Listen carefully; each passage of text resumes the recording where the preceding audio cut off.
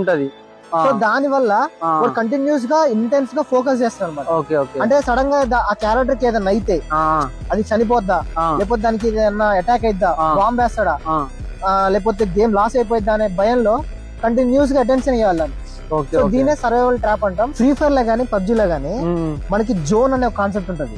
Zone ఏం చేస్తది, game ఎంత సోషల్ ఇంజనీరింగ్ చేశారంటే, సోషల్ ఇంజనీర్స్ ఏంటంటే వీళ్ళు మన మైండ్స్ ఎలా వర్క్ అయితే వాళ్ళకి తెలుస్తుంది. సో వాళ్ళు దాని తగ్గట్టు కాన్సెప్ట్ డిజైన్ చేస్తారు. గేమ్ స్టార్ట్ అయిన దగ్గర నుంచి గేమ్ ఎండ్ అయ్యే లోపు జోన్ దగ్గరకు వస్తుంటే సర్వైవల్ మోడ్ లో ఉన్నాం, జోన్ దగ్గరకు వస్తుంది, టైం అయిపోతుంది, జనాలు అందులో ఉన్న వాళ్ళందరూ వరుసగా చనిపోతూ వస్తున్నారు. ఉన్న వాళ్ళందరూ ఎవరు, కొంచెం గట్టిగా ఆడే వాళ్ళు ఉంటారు, అప్పటికే చనిపోయిన వాళ్ళు ఉంటారు. వాళ్ళందరూ అంటే నువ్వు లేకపోతే నువ్వు ప్లేయర్స్ అంటారు, లేకపోతే అసలు ఆర్డర్ రానోళ్ళు, కొత్త వాళ్ళు, బాటగాళ్ళు అంటారు. ఈ మిగతా ఎవరైతే ఉన్నారో వాళ్ళు ప్రో ప్లేయర్స్ లాగా ఉంటారు. వాళ్ళతోనే వాడు ఫైట్ చేయాలన్నమాట. అప్పుడేమది ఇంకా ఇంటెన్స్ అవుతుంది గేమ్. అప్పుడు ఇంకా ఫోకస్ చేయాలి, అటెన్షన్ ఇవ్వాలి. సర్వైవల్ మోడ్ లో ఉన్నావు, ఏమైతే తెలియదు.